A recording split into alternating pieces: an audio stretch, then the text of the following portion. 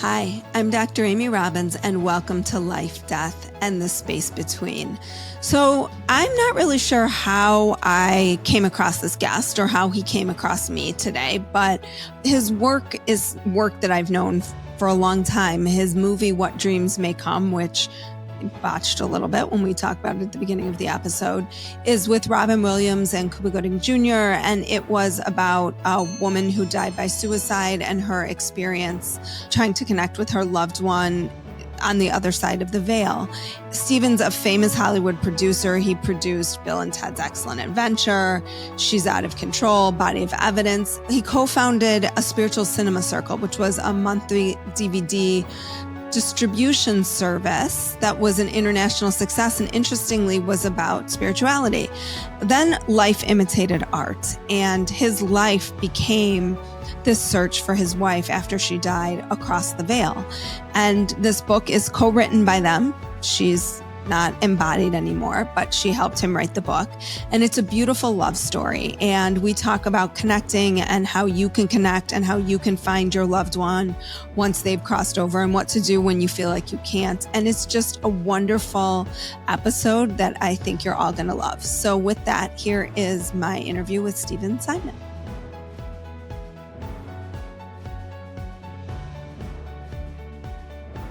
Welcome, Steven, and perhaps Lauren, to Life, Death, and the Space Between. Thank you very much. I'm not aware that she's here yet. Sometimes I'm aware that she's here when she wants me to be aware, and sometimes I'm not aware until later. So, but whatever happens, I'm sure she knows what's going on. Well, we'll see if we can maybe bring her in here. So we're sort of joking tongue in cheek about this, but not really, because your story of the loss of Lauren and also how you've connected with her since she's crossed over the veil is pretty remarkable and is in some ways really a form of life imitates art.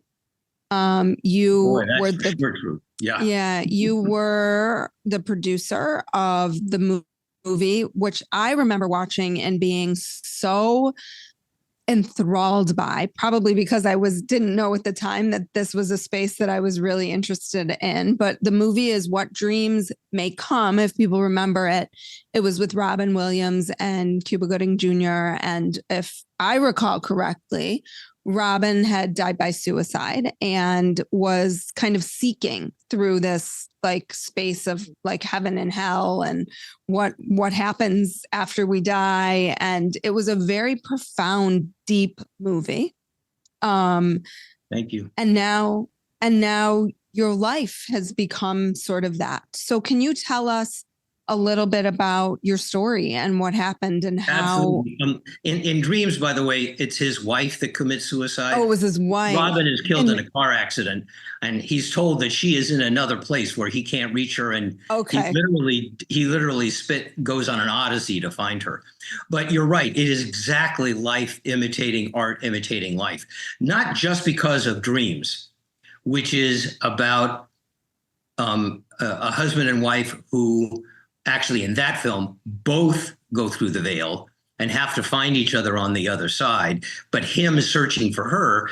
And then the other film that I did, Somewhere in Time, with Christopher Reeve and Jane Seymour, is also about someone who goes through time to find the love of his life, and then they are separated by the veil and reconnected at the end. So there's no question for me that I came to this life to be a filmmaker and to put these spiritual type of themes on the screen. So when Lauren and I met, we met in a really wonderful way. We had both been married twice before.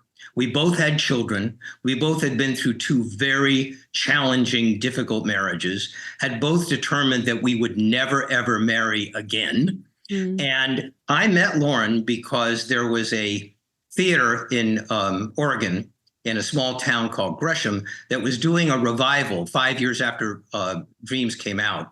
And they invited me to come speak. So, and I was editing a film that I had directed at that time, and I just didn't want to do it. And Lauren, I didn't know it then, Lauren had no intention of going, although a friend of hers had invited her. Well, when things are meant to be, they're meant to be. So I walked into the theater that night. I saw Lauren from kind of a 3/4 view from behind, was just compelled to go up to her. She turned around and we laughed about this forever.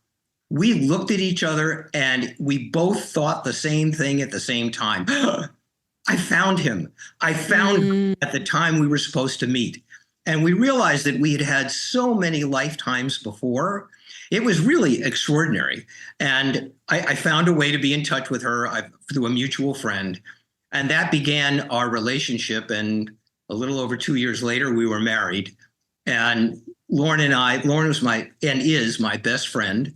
Lauren's a very spiritual being. She was a therapist herself when she was human, when she was on this planet. And we talked a lot about what would happen after life, because I have always known that death is an illusion, that our bodies perish, but our consciousness survives. And quantum physics has even proven that at this point, that is so. And Lauren and I always talked about what would happen when one of us passed. Now, I was 17 years older than Lauren. We assumed it would be me. Mm-hmm. And there was a point, Lauren would channel a lot and work with a lot of different people. One night, Lauren said to me, honey, I want us to design our afterlife together. And I'm going to go into trance, but you got to write everything down. And I did. And it was very specific about what we said, where we would be, the environment, how old we would be, and things like that. And 8 months later, out of the blue, I went to the gym one morning, came back. She was still asleep, which was a little unusual, but I decided to let her sleep. And finally, I went upstairs and realized that she had passed in her sleep. And it was. And she was up before you went to the gym, right? Because in the book, you said you said something to her and she responded. No. She was asleep when I got up to go to the gym, but I did say something to her. I said to her, I'll see you later, honey. And she said, I'll be down later. And that was unfortunately the last thing that she said. Huh. And it, needless to say, as everyone who's been through this experience, it totally traumatized me. And the next 6 weeks were, as anyone who has been through this process knows, were just complete hell. I knew she would get in touch with me. I just didn't know how. But and you were a believer in all of this before you met Lauren. You clearly wrote a movie about that, several movies. And so there was what was your practice and belief system before Lauren died? I started believing this when I was, even though I wasn't conscious, I was believing it when I was about 5, because my birth father passed away. Mm-hmm. And my mother remarried. We moved into a new house with my stepfather. And I started telling them, I think I was 5, I may have been 6, there's a man in my wall at night. And of course, they were worried. They wanted to get me to a child psychiatrist, whatever they needed to do. Does it scare you? Do you want to make it? No, it doesn't scare me. He's really nice. Please don't make him go away. Well, it wasn't until years later that I realized that was the spirit of my dad. My dad had been a film director.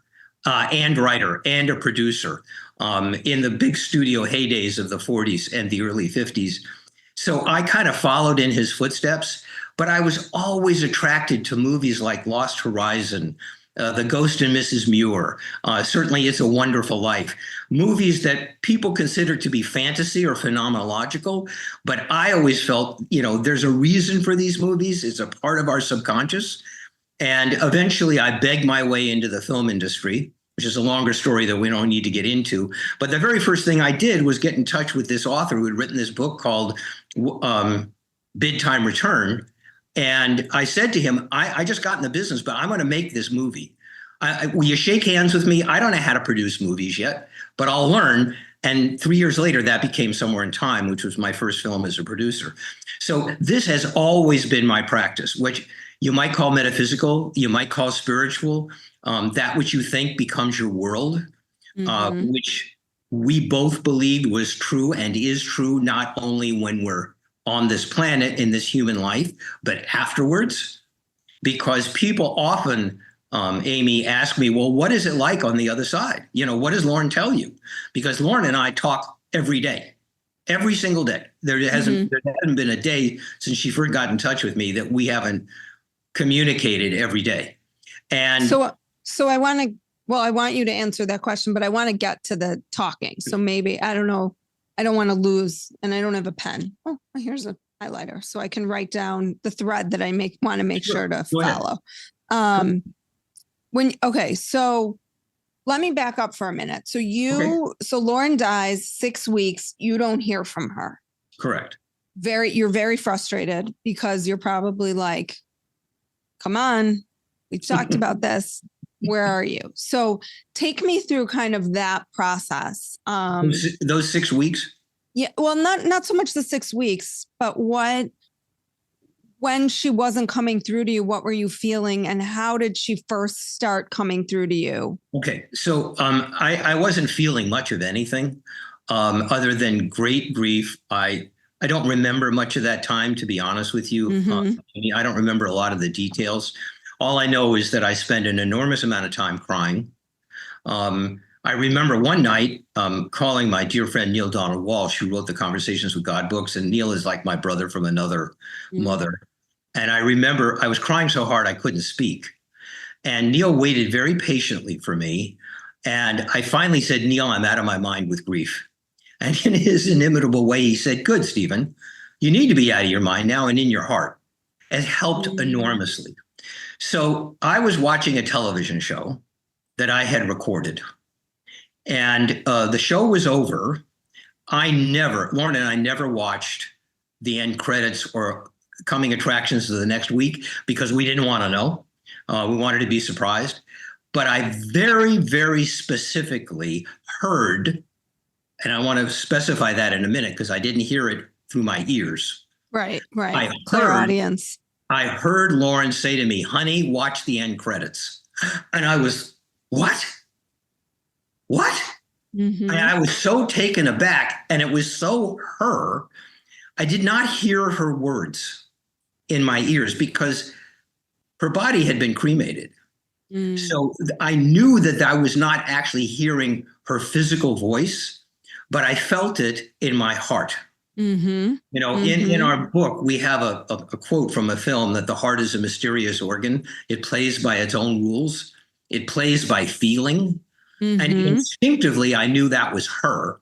And I watched the end credits. And as we say in the book, it included a song. There was a song over the end credits as one of our favorite songs. And it convinced me that it was her. Almost convinced me. But I spent a lot of time doubting it. I felt it was, but this was conflicting with this. And I kept thinking, okay, Stephen, you are now several tacos short of a combination plate. You have lost your mind. You're making this up to console yourself because you can't deal with her loss. And I questioned it for a long time until it became so obvious to me. The things that she communicated to me, the way she communicated with me, it became so obvious to me that it was her that I finally accepted it within my heart. Since we published our book, in the book, give out my email address to people. And because I want people to be able to share these experiences. There are millions of people around the world going through this experience. I had a couple of thousand emails from people.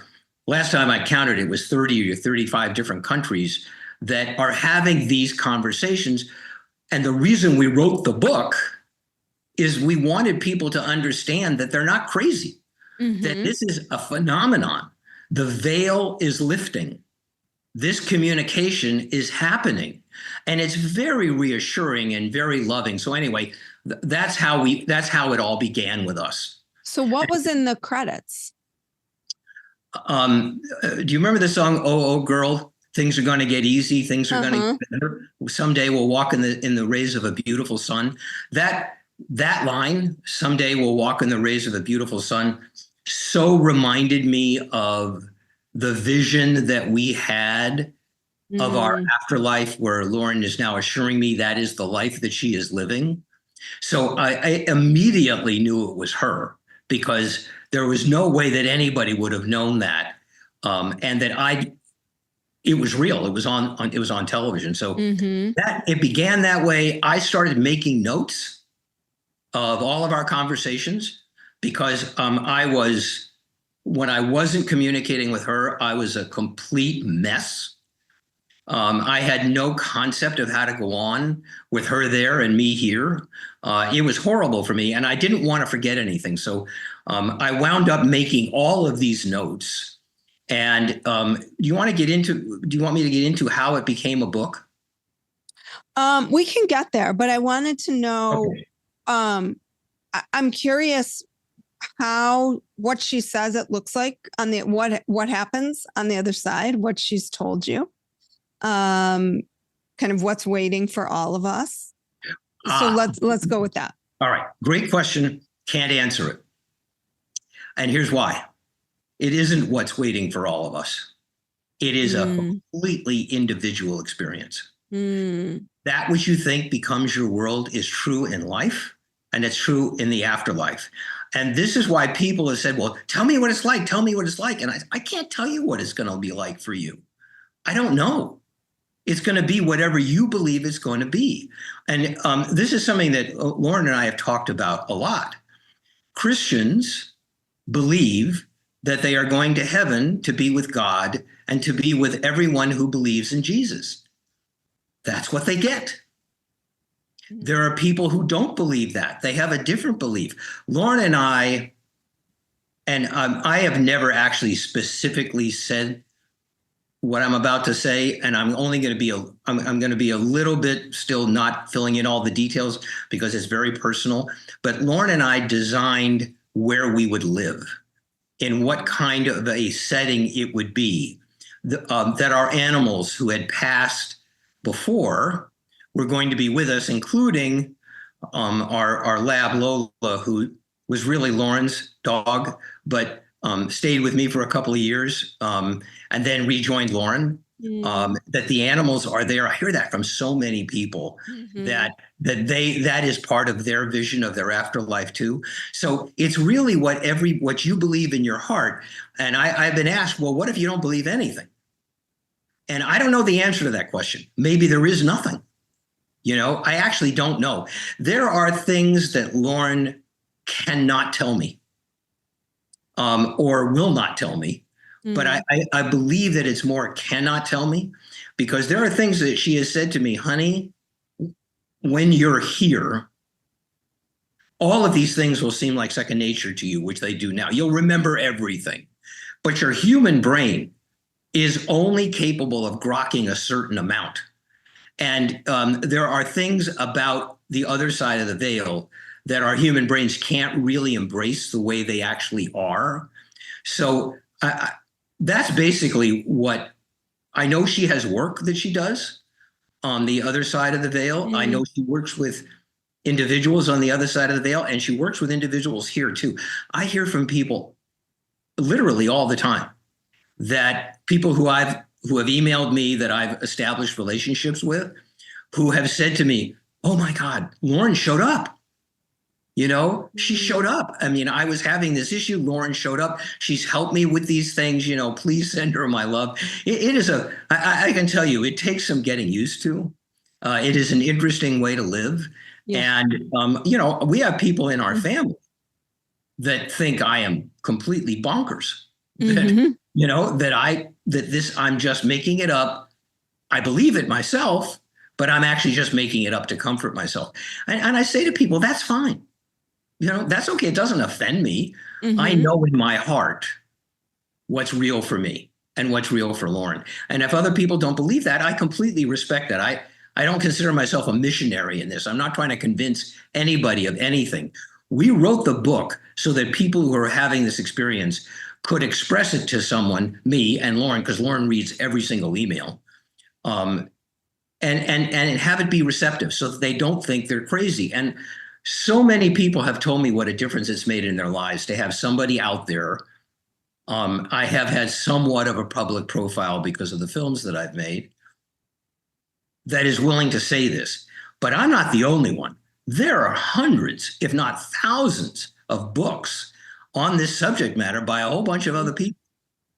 So when you convene with her, what does that typically look like? And what do you say to people who, were like you in the beginning, who desperately want to connect with their loved one who's crossed over and can't? They feel like it's not coming through, the information's coming through, not coming to them, their loved one isn't there for them. Like what kinds of advice do you have for that? Okay, well, there is one thing I will suggest to people. And if you don't mind, I'm going to give out my email address now Sure. on this. So, because we really, really welcome that.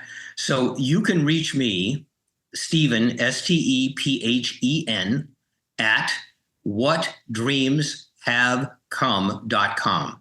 And this will be in the show notes for everybody too. So because and I answer every single email, depending on how many I'm getting. Sometimes it takes me up to a week. But I answer every email myself. I had somebody say, well, you must have AI doing this. And I'm like, I wouldn't trust AI to do this. Are you kidding? There's not a chance in the world that I would do that. So the reason I say that is that a wonderful man named William Murray wrote a great piece for people who are having trouble with this connection. And there's a lot of great advice in it for how they can make the connection more easily for them. So if you want to be in touch with me and describe to me your experience, I'll send you that. And also, I'll give you my own sense of things from what people communicate with me. I know it is frustrating for people. And it really gets down to trusting your heart. That is a mantra, a refrain that we use over and over and over in the book. Trust your heart. The heart is a mysterious organ. It plays by its own rules. The heart is the way our soul communicates to us through feeling. There are times, when you have something and you say, I just can't put this into words. Well, that's a feeling, because there are no words for it. It's a feeling. And it's a very different way of living that you do have, that when you trust your heart, you may think, wait a minute, that makes no sense, but it obviously makes sense here. And it takes some getting used to. But usually when you really focus on that, maybe over a period of time, all of a sudden you will begin to get with that, and then you will feel those communications. And most people that have gone through that process eventually do wind up with that communication. Now, whether it's every day or whatever, that is entirely up to each individual and to your relationship. But I know that this is available to everybody. So what does it look like for you on a daily basis? I mean, are you just constantly do you look like the guy on my street corner who's clearly talking to someone that's not there? But I don't know that that they're not talking to someone that's not there. Absolutely. I'm that guy. I am 100% that guy. Now, it's not all day long, but I will tell you this. And I think most people that have this experience, an ongoing experience, would tell you the same thing. There is a very specific tell when Lauren wants me to know that she's here. Sometimes she just does a quick check-in, just to kind of check in on me and see what's going on and whatever. But when she wants me to know, there is a very specific tell that happens, and a very specific physical thing that I hear. And then I get chills all over. All right, I've never described this as much as I'm going to describe it now, but I think this is the right time to do it. There is a change in the air density. That's I get that. I can describe it. And often I start these conversations with enormous yawning. The energy, yeah. The energy, but also the oxygen level and things. I think for Lauren's spirit to actually be here with me requires a certain balancing of the oxygen in the room. Now, that may not be true, but it's what I feel. And we just start talking. Or sometimes I'll say something and not even know she's around. And I will hear a very specific response, like I'm hearing right now, because she is here right now. And she's saying, honey, take a breath. Let Amy speak a little. So I think I should do that right now. I think I'll let you speak a little. I don't know. I listen to her words very carefully. Yeah, I'm so curious to hear what else she has to say for us today, because it sounds like she's a very wise soul. Just based on, kind of what I read in terms of your communications in the book and her ability to communicate that with like love. It seemed like she was so full of love, and she is that. Your love for each other that clearly has stood, that continues. And I think that for so many people who want, where my mind is going right now is it's currently September 5th. I'm not sure when this is again. No, I'm saying where my mind is going right now, which is it's currently September 5th. I'm not sure when this is going to air, but we're on the heels for me, which has felt like quite a heavy week because it's Hirsch Goldberg Poland was murdered in Hamas custody. And I'm just thinking about the funeral and his mother crying out to him, like, I need to find another way to be with you. And just like thinking like, oh my God, how can she continue in this way to connect with her son? Like, and I believe that there's a possibility, but the way in which you converse with Lauren constantly is, I think so many people want that. They want to have that ongoing relationship, and they don't necessarily believe that they can, or they think that when they do, it's not real, or they're just making it up, or it's just a figment of their imagination, or it's just the voices in their head that are telling them, do this, do that, don't do this. I love you. I'm proud of you, whatever it is, but they don't really feel like it is their loved one. I heard and watched her speak at his funeral. And I think that one of the things she said, and it was so heartbreaking, was if there was anything that we didn't do that we should have done, please forgive us. Mm-hmm. And I thought, my goodness, that's the greatest tragedy that a parent can have, that a human being can have, is losing a child. And no matter how old our kids are, they are always our children. And in that horrific way, absolutely horrific way. I'm sure that she has had hundreds, if not thousands, of sensitives, intuitives, channels reach out to her and say that I can help you do that. I have a couple of friends who are extremely well known for doing that. And I'm sure that will be something, if she has it in her heart, that's possible. It depends on how she's been raised, what her beliefs are about God and about what happens after we transition. But I'm sure she's had people be in touch with her, and my guess is that he will help her find somebody to help her to connect the two of them. I mean, that is my wish for her. Like, to have what you have with Lauren, and frankly, for anybody who's suffered that, any type of loss in that way, to be able to have that ongoing connection and love and support from the other side. And I think so many people really struggle to trust, like you said, trust in your heart, to trust that it is real. Yeah, and this is going to be a really hard time for her to do that, obviously, because it's such a trauma. Mm-hmm. Sometimes the trauma has to settle down a little bit. Yeah, right. The heaviness of the energy of the grief. I know that Lauren has a much easier time communicating with me when I'm in a more positive frame of mind. Mm-hmm. It's been 6.5 years. People say, well, it's a process. You eventually get over it.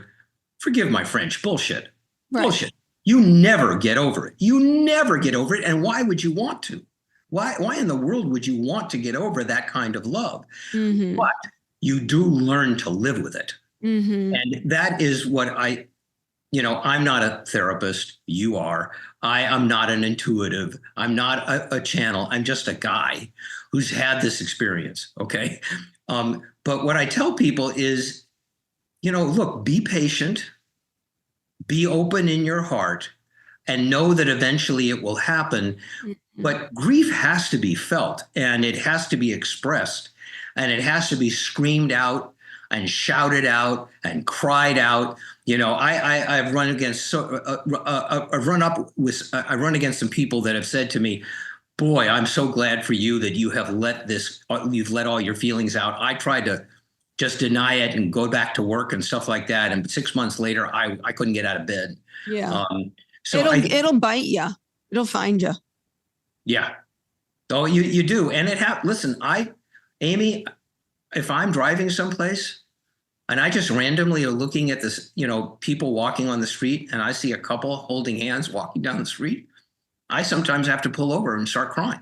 Mm-hmm. You never know when grief is going to come up like that. I mean, it does. It has its own process.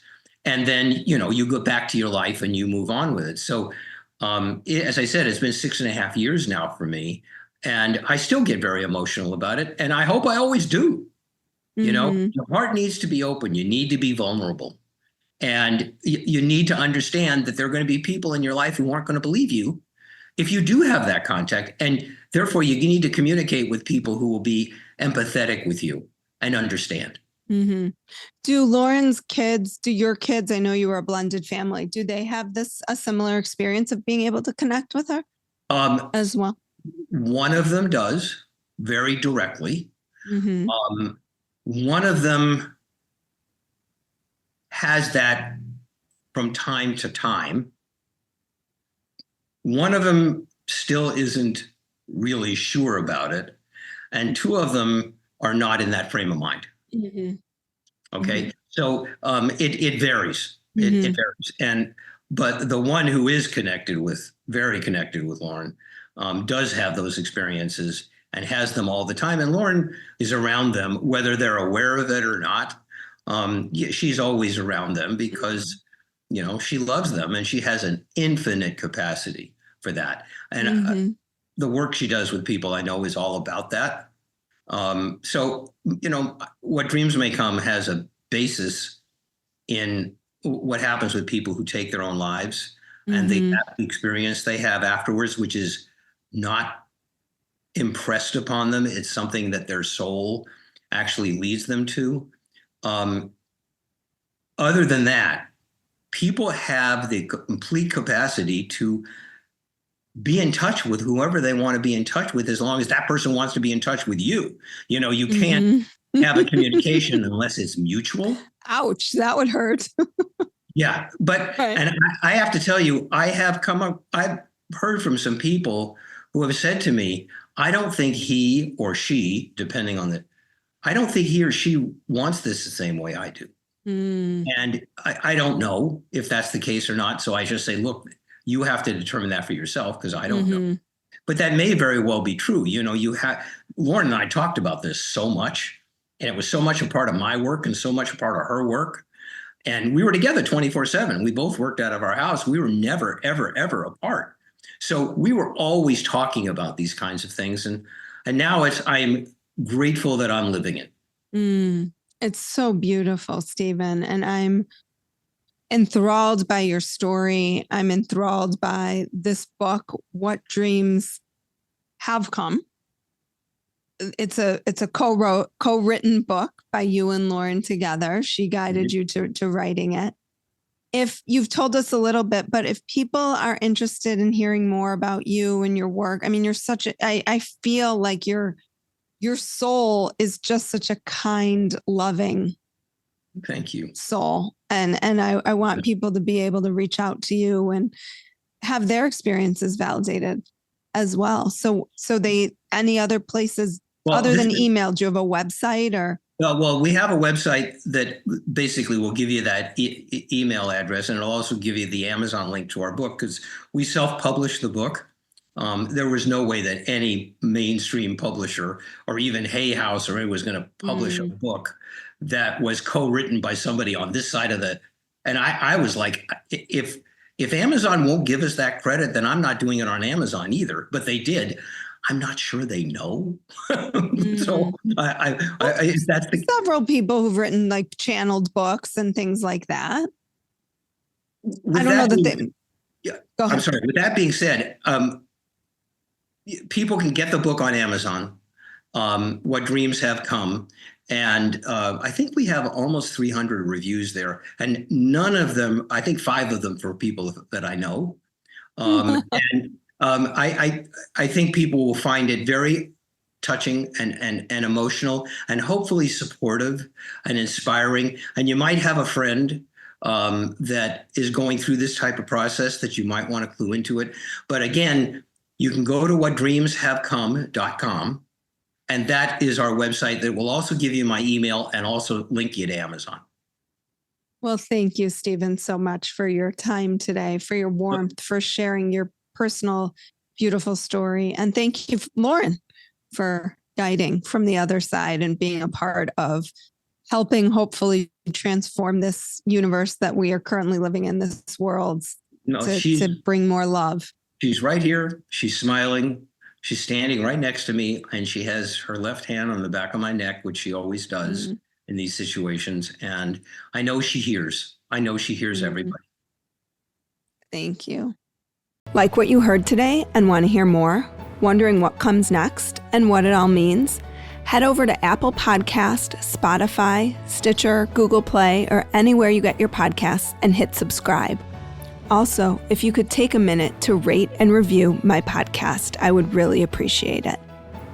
Stay tuned as we continue to explore life, death, and the space between.